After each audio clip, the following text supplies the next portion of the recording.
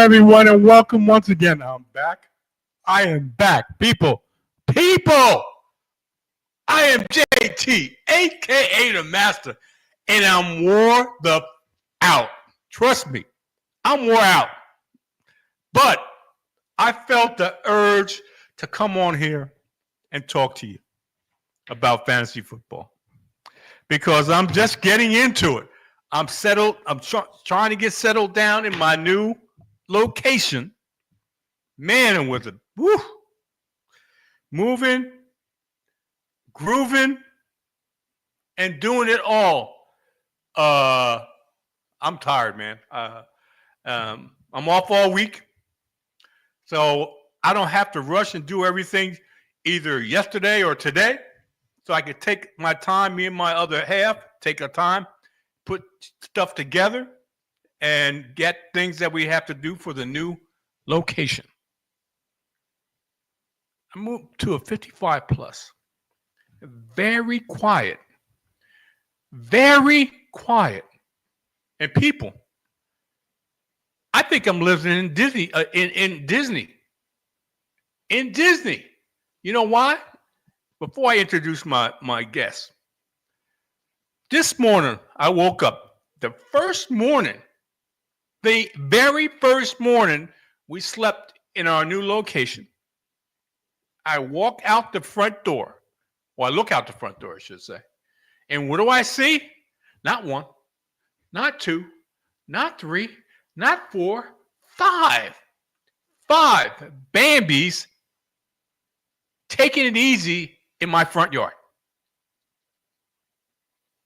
And I kind of knew when we were driving through the neighborhood when I first looked at this place, we saw different deer throughout the complex. I said, okay, don't look too bad. Not too many deer around.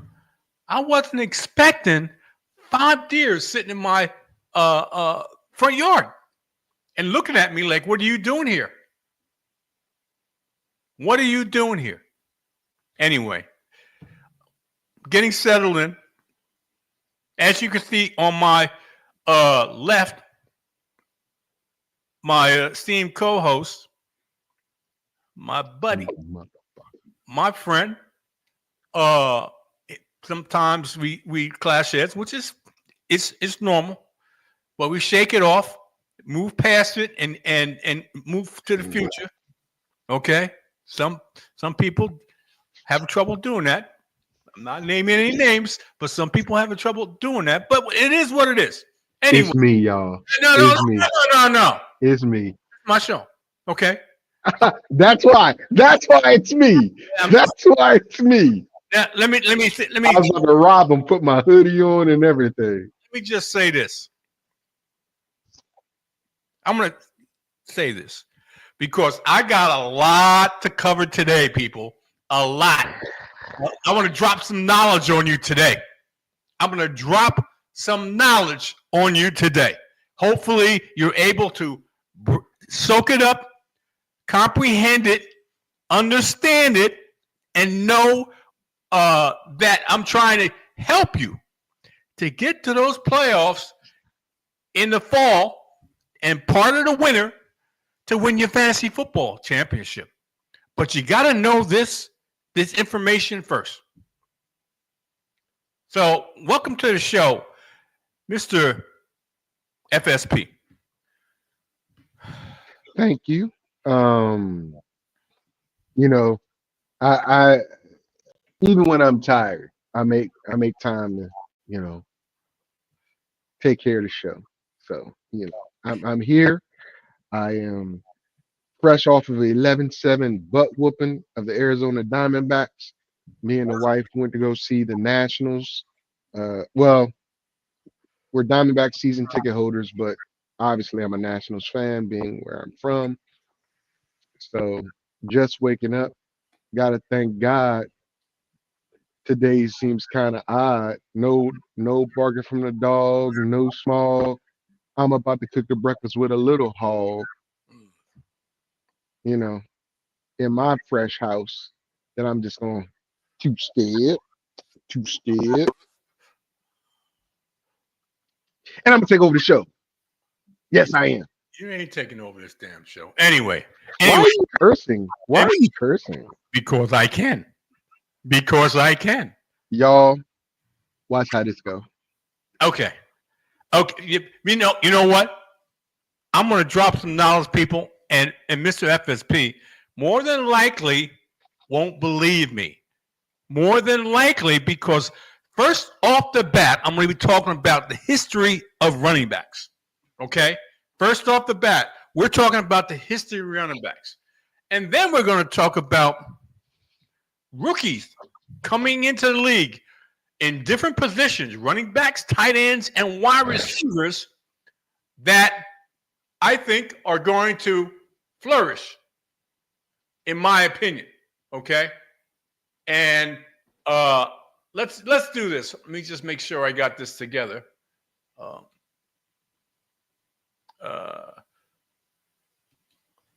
No, I don't. No, I don't. Oh, I think I do. This is why I have to control the show, ladies and gentlemen, because I have everything set and prepared, whereas the technically challenged normally are technically challenged. But I can't wait to see all this fresh information that he has to share that should have been prepped already. I'm just going to say that. It's prepped. I'm ready. Okay, people. First off the bat, we're going to be talking about. Wow. We just lost him fresh off the bat. Fresh off. Ladies and gentlemen, I told you, I'm going to have to control the show. I have no clue what Mr. Taylor has going on. He's in his 55 and older community, swingers. But right here. I'm here. There he is. There he is. I'm here. He's having technical difficulties. It's okay. It's all right. Are you prepared, or you need me to walk the line a little more, or what you need? No, I'm hold on. Okay, Mr. Taylor again is having technical difficulties, and all this information he's got to share, I'm hoping it's good, because he keeps bouncing in and out, and I can't control it because it's not my stream, it's his stream. But if I need to take over at some point, I will. Are you okay over there, Mr. Taylor? I'm fine. I'm fine. I'm just got a little issue here, and I'm trying to straighten it out. I apologize, people. I had this together, and for whatever reason, let's see football. No, I don't want that. I want. Where's the heck is it at? So as he prepares to get anything and everything together, I'm going to talk about the NBA. Because if he goes out again, Go ahead and talk about this now, and I'll get it together. Go ahead. So, I'm in a group right now discussing the potential of how the NBA is going to run its finals. Two small market teams, OKC and the Pacers. Now, I'm going to tell you, this is going to be a high-scoring series. I don't believe there's going to be any defense. I understand that OKC was top 10 in a lot of categories, but I don't think it's going to be any defense in this series. Go ahead, Mr. Taylor, if you are prepared and ready to go. I'm ready to go. Okay. All right, people. Here we go. We'll see. It's going to be interesting. I thought Indianapolis was going to win this. Since you got this, we'll talk about it real quick before we move on to history running backs, which is very important in fantasy, people. Very important. I predicted at least 2 of the last 3 years about a downfall of a player that happened to be running back, which the naysayers had to come back and tell me I was right. I'm going to be right again this year. I run a high percentage on running backs. Okay. But before we get to that, let's finish your thought on the Indianapolis Pacers versus Okay. Oklahoma City Thunder. Well, let me finish it, and then my whole thought was, because in a different group, not the one you're familiar with, we're currently discussing how this gameplay is going to go, and I agree with some of the rhetoric as if you shut down Pascal Siakam, the Pacers aren't going to have much to go to for scoring, even though they are a very complete team. There's not one dominant player that can take over the game. They have Halliburton who can give assists, who can get some points, who's a double-double guy, but not a I'm gonna take the game over guy. Pascal Siakam has the pedigree from the Toronto Raptors when he won the title with them, but he was a cog, not a lead. Uh, I don't see anybody else on that team being that dominant of a player. Whereas Gilchrist, if you shut him down, Williams can step up and take over, right? But if Williams is faltering, you got Chet Holmgren, who's an easy double-double. He's just very, very thin. At the center position, you have Hartenstein, who's a good player, but he's not a player that I'm not expecting double digits from him at all. Uh, but there are three players on OKC that can be the difference maker if one of the three aren't. You don't have that with the Pacers. You have two players that are very good, and the rest are decent role players. Both teams are super young. They're not supposed to be here, but But they're the, SGA is MVP. So go ahead. they're the both. They turned out to be the most athletic. Okay. Yeah. I had talked about that before about athletic teams going up against other teams that aren't athletic as they are. They are athletic, and I'm talking about Indianapolis first. They are athletic, and they learn to play better defense than they had done in the earlier part of the year. They're about 50 games or 45 games that since January 1st, there are about 45 games that they won and less than 20 that they lost. The Indianapolis Pacers, they're a very somewhat complete team. Conversely, the Oklahoma City Thunder are a very young team, have very good offensive players, and are one of the best teams to play defense. So this is going to be, and both of them are from small markets, okay?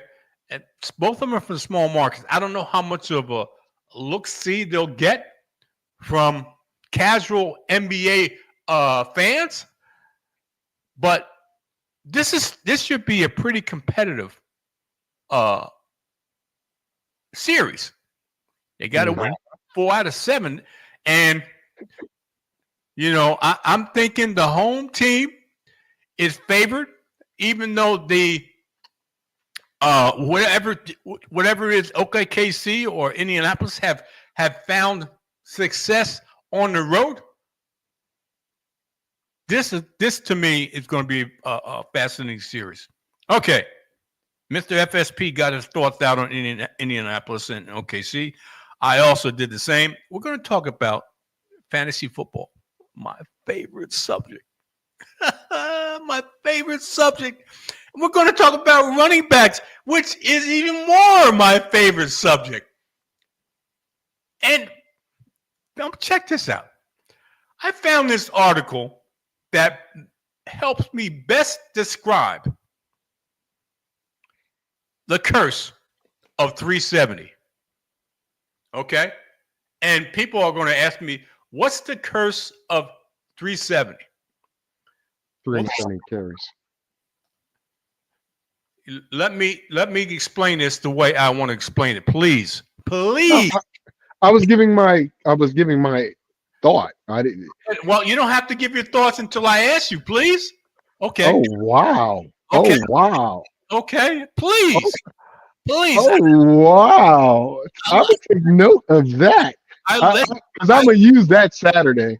I I let you. don't need your thought until I ask for it. I'm going to use that. That's the way. That's usually the way a host and co-host work. I mean, they don't say I don't need your opinion until I ask for Well, it.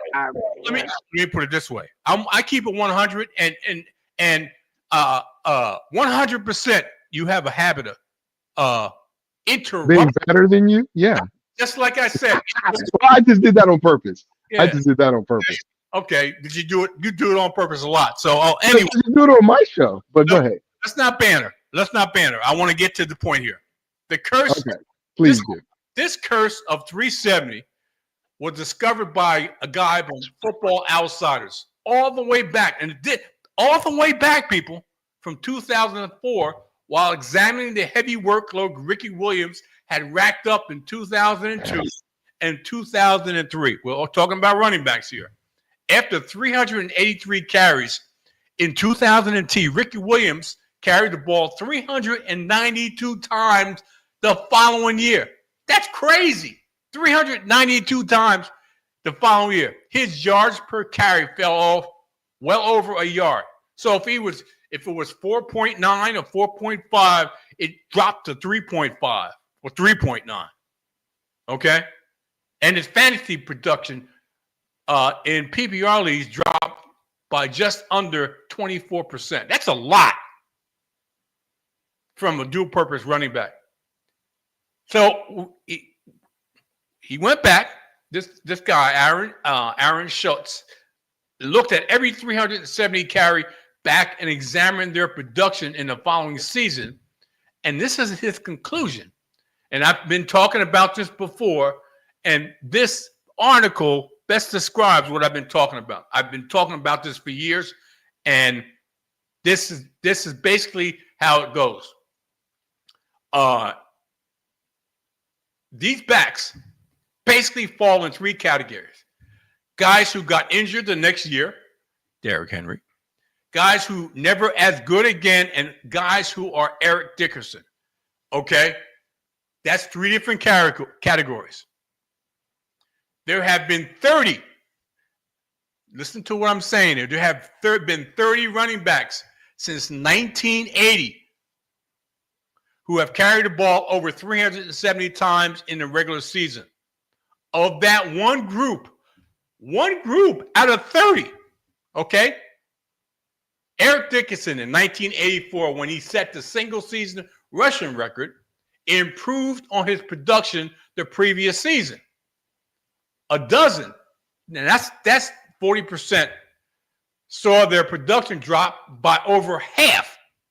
The average decrease in production topped 40%.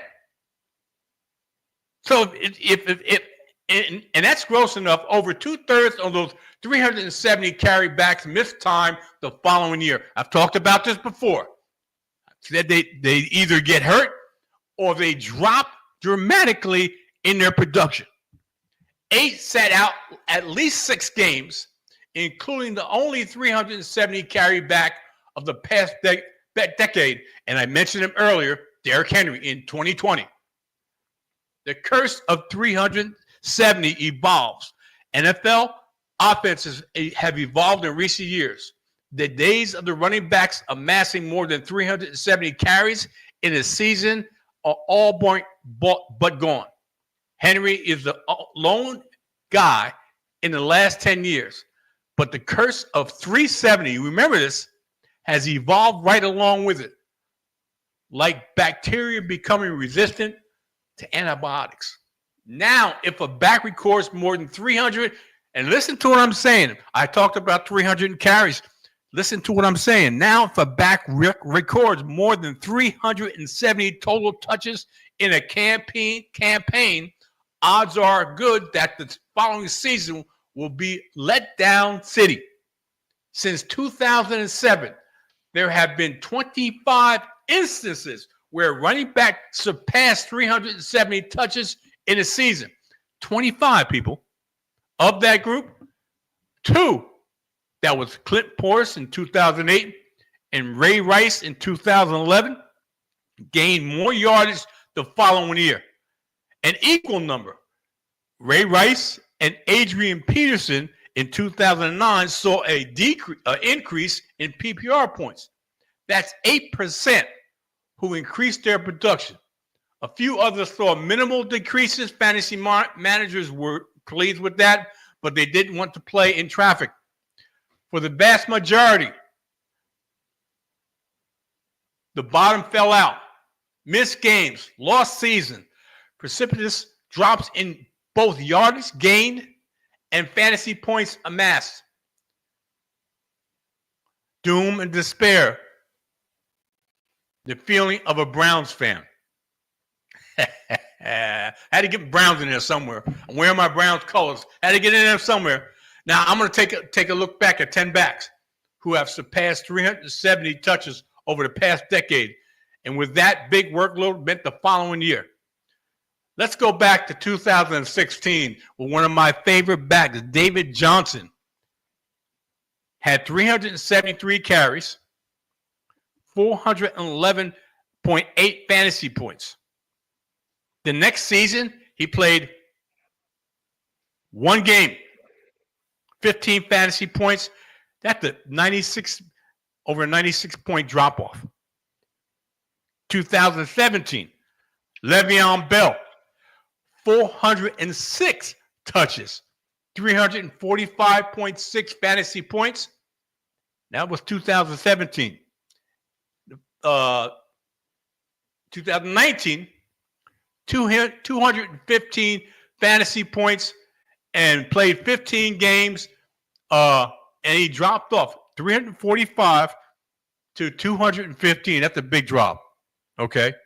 Ezekiel Elliott in 2018, 380. All these are over 370.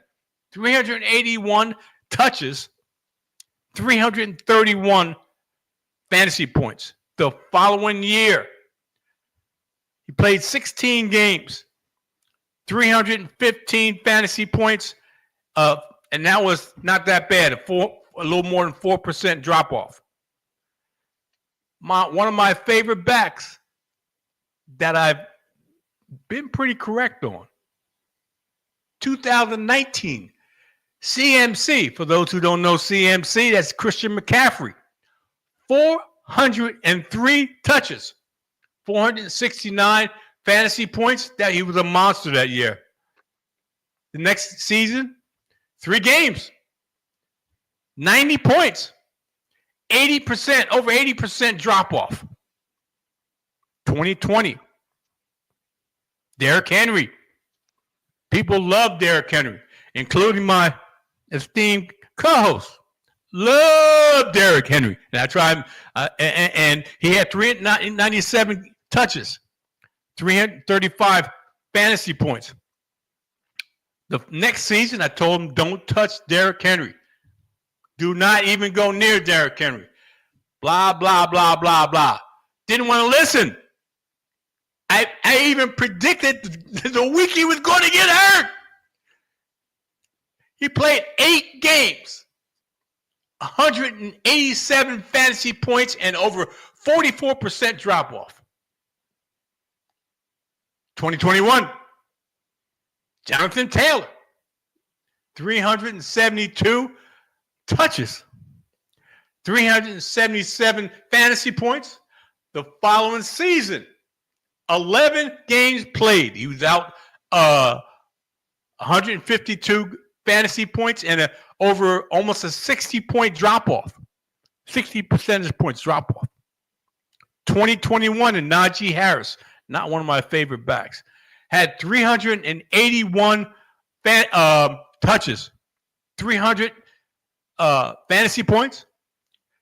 He played the full season, but he only had 227 fantasy points with a little more than 24 percentage points drop-off. We're getting to Derrick Henry again. Derrick Henry at 2022, 382 touches, 304 fantasy points. Next season, he played all 17 games. God bless him.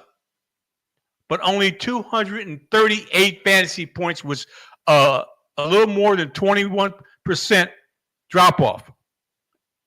He played the whole season, and he still dropped off about 25%. 2022, Josh Jacobs, 393 touches, 330 fantasy points. He played only in 13 games. He missed 4 games. 183 fantasy points, over 44% drop off in percentage. And now we have the aforementioned, and people are jumping all over this, and I'm not one of them. 2024, Saquon Barkley, 378 touches with 351 fantasy points. What's he going to do this year? I gave you 9 backs that fell off in different levels. With Saquon, I'm not touching Saquon in the first round. Not touching him in the first round. Some people are going to say, "It's Saquon. He's going to be able to ball out in that." History shows us that is not going to happen. Of that group, one back in 2019 came close enough to the prior year's number to justify his ADP. Every other back saw a drop off of at least 20% in PPR points. So you grab a back, and all these backs at one point in time were first-round picks. High first-round picks. Okay? 20% drop-off from the previous year. I've said this before, and I'll say it again. Don't go chasing the points from previous years. 4 of the 9 backs, not including Barkley last year, sat out at least 6 games this year. In 6 games a year, the following the 370 touch campaign. 5 if you count the contract dispute that wiped out Le'Veon Bell's 2018 season. That's over half who missed a big chunk of the year and wrecked fantasy squads. David Johnson dislocated his wrist in the season opener in 2017 and missed the rest of the year. Christian McCaffrey played in just 3 games in 2020 thanks to an ankle and shoulder ailment. Derrick Henry was actually on a better per-game pace. Mr. FSP tried to stress that to me, but it didn't make a difference. He still got hurt and sat out the rest of his rest of the season. Jonathan Taylor lost a half a dozen games to ankle injuries in 2022. If you give Le'Veon Bell a mulligan for 2018 and use his 2019 production instead of a goose egg, the average drop-off in production for backs coming off a 370 touch campaign is over 49%. Half the points. Numbers don't lie, and I keep pounding the table for this. Numbers don't lie, and the sample size is big enough. The reality is this: if a running back hits 370 touches, not carries, touches, his production the next year will all but certainly drop off considerably. Is it possible to avoid the curse of 370? Yes, it's likely, not even a little. Barkley tallied 370 total touches for the Philadelphia Eagles last year, on the way to becoming the 9th 2,000-yard rusher in NFL history. Right there. That is the cause. That is alone a cause for concern. And I've stressed this in multiple programs. He had another 104 touches in the playoffs, 26 per game. That includes 91 carries. So all told, Barkley carried the ball. This is mind-blowing. 436 times last season and touched it 482. He touched it damn near 500 times. That number isn't alarming. It's terrifying. I'm going to get more into the why with Barkley next week here at and believe it or not, there are even more reasons for apprehension. But me being one of them wants no part of Barkley at his ADP, and even less with the first overall pick. And I've said this over and over again. He is not the number one pick. He is not. There's another round one running back who sailed past 370 touches in 2024. It just wasn't in the NFL. You know who that was? And people are so high on him. I am not. Some people are going to take him in the first round. I am not. People, do you know who that is? That's Ashton Jeanty of the Las Vegas Raiders. Had 397 touches at Boise State last season.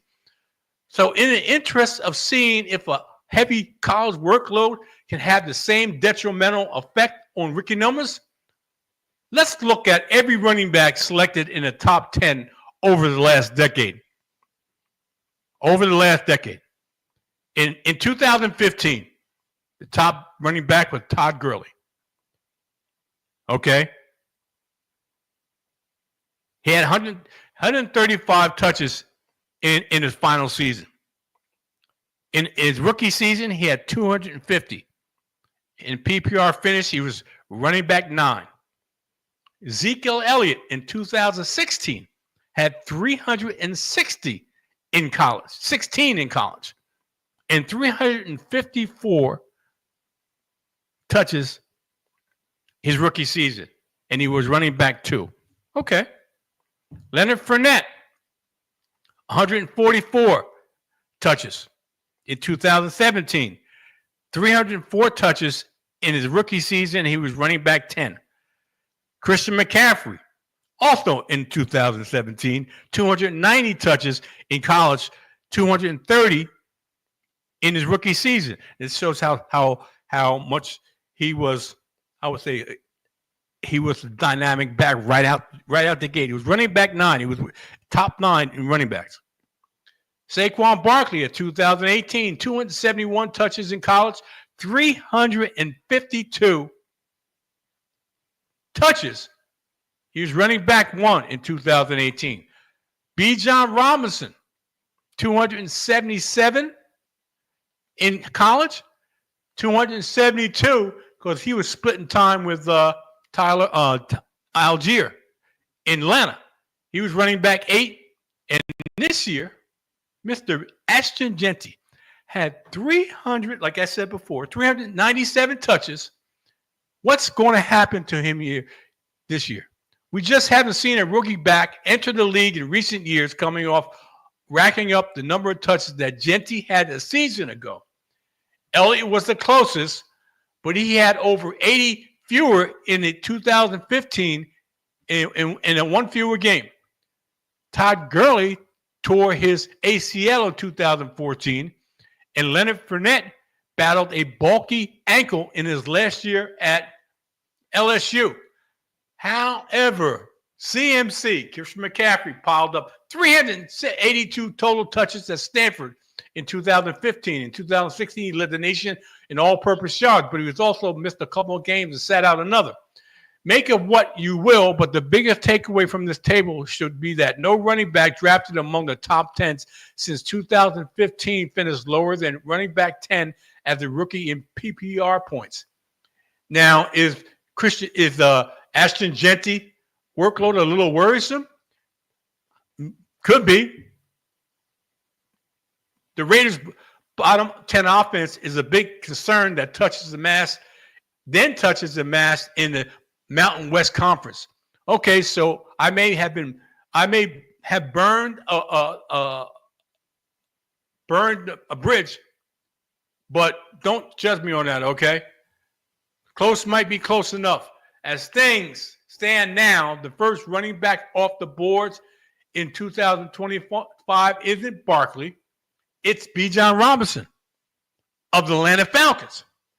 He escaped the curse of 370 in his second season, in 2024, but just barely. He had 365 total touches, second in a regular season behind Barkley.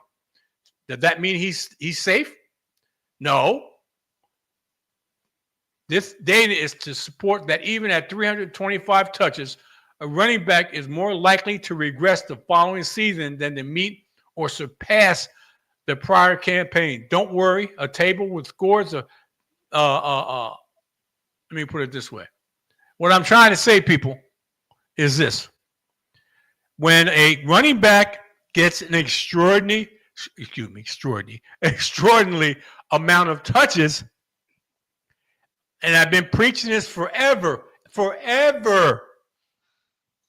without reading this article. I knew this forever. I've named every year. I've named the running backs that had 2,000 yards and what happened the following season. This takes it a little further. The article tells me that what I was preaching all this time is correct.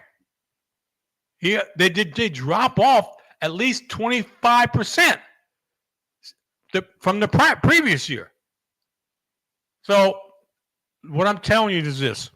I know people are still going to do it because they're going to be chasing the numbers, and he's a sexy running back right now. Everybody's going to jump on that. I'm talking about Saquon Barkley. But buyer beware. That's all I can say. Buyer beware. And history tells us that is what's going to happen is Saquon Barkley is not going to get even close to the type of numbers that he had this year. It's not going to happen.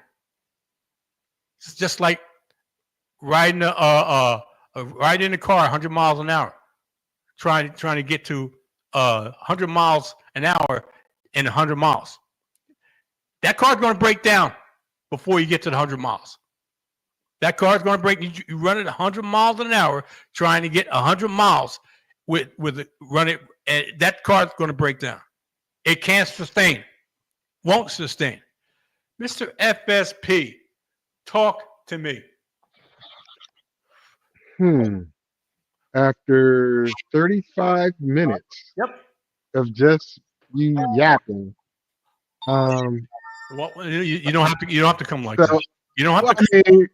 If I'm gonna be a co-host, I at least should talk more than 35 minutes. Well, I'm gonna say this.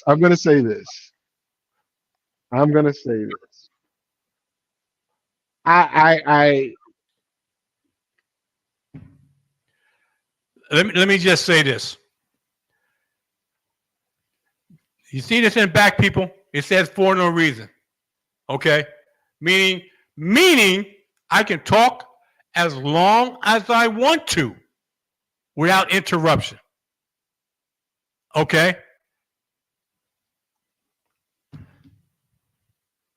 Now, Mr. FSP, if you have something constructive or we want to add into the conversation, I'll bring it back. This is so diabolical. I mean, I'm trying to figure out, what the business is. But anyway, ladies and gentlemen, not this Saturday because I'll be out of town, but next Saturday, Fantasy Sports and Politics will be live yet again. And I'm not going to take, oh, look at that. He lost his connection again. Oh, wow. Look at that. See how God don't like ugly? You see, that ugly dude just got booted off his own show. Yeah. See how God don't like ugly, y'all? You see how God don't like ugly? I'm just saying, the Lord knows when ugliness is happening. So I want to thank God for that, firstly. Secondly, as I was saying, next Saturday, not this Saturday, Fantasy Sports and Politics will be live. And I will be discussing what's going on. And look how God took him out the picture again. I'm telling y'all. When I discuss what's going on in the NBA, some football. This gentleman, he has a good record on running backs. But what he just told you was a bunch of BS. Bunch of BS. I tuned out. I literally tuned out because when he was dogging out the players, well, I said this and I said that. Listen, guys, when you claim people are washed and bust one year and you're right that year, but then they turn around and have three consecutive better than any type of year they've ever had, who's right and who's wrong? The guy that claimed they're a bust and wash for one season, and then they come back and do 2 to 3 seasons over anything they've ever done in their career. Derrick Henry last year had the best career numbers he's ever had. But yet 3 years ago, he was washed. He was a bust. He got hurt. He got hurt. He got hurt. He played. Let me just say this, people. Let me just say this. Okay. My point, and Mr. FSP has a point. Okay. What I'm saying is this. What I'm saying is this. When a back has a career year, the following season is when he drops off. Not 2 or 3 seasons after the fact, the following season. Okay? That's what I'm talking about. Okay? I'm talking about the following season. Okay? That's what I'm talking about.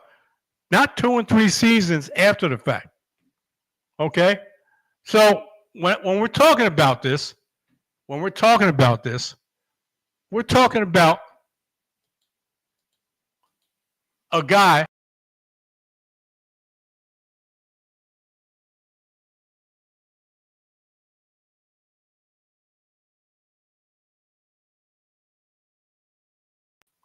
I'm sorry. When we're talking about this, I'm talking about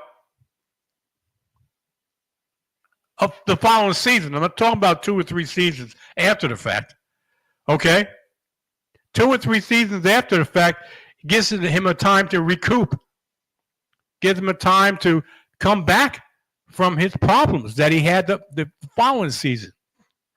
Not talking 2 and 3 seasons down the road. I'm talking about the following season. Okay? You take each season as it comes. When all these backs I'm talking about have issues the following season, when they had career years the following season, you got to take that into account. I'm trying to show you people. And next week, 10 a.m. Eastern Standard Time, I'll be back here again talking about the best fit for at least 10 of these players, rookie players coming into the year. At least 10 coming into the year. Mr. FSP, God bless him, he had to express himself saying that 2 or 3 years after the fact. I was talking about the following season. All these players, the following season fell off. I'm not talking about, 2020, Derrick Henry fell off the following season in 2021. He only played 8 games. Not talking about 2022, because he had a good season, but he fell off the year after that. Okay? That's what I'm talking about. The following season, when these guys have over 370 touches, the following season they drop off. Not 2 and 3 seasons after the fact. I'm not trying to upstage anybody. Trust me. I'm trying to give you information that is going to be helpful. That don't chase the numbers. That's exactly what I've been saying. Do not chase the numbers. I'm sorry Mr. FSP left because he was going to go into 2 or 3 years down the road. That's not the point I was making. I'm sorry. That's not the point I was making. I was making the point that when they have over 370 touches or over 370 touches, that they were going to drop off the following season, not 2 and 3 seasons after that. That's the point. That's exactly the point. All right, people. I got to go. All right. And I want to thank you for joining me. Sorry for the interruptions. I'm going to, when I come back next week, I'm going to talk about good fits.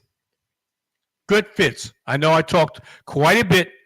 35 minutes. He told me. I mean, come on. This is my show. Come on. Really? My show. And then I'm going to ask you for your thoughts. Okay? Come on. Enjoy your rest of the week. Be safe. See you Sunday, 10 a.m. Eastern Standard Time. I'm out.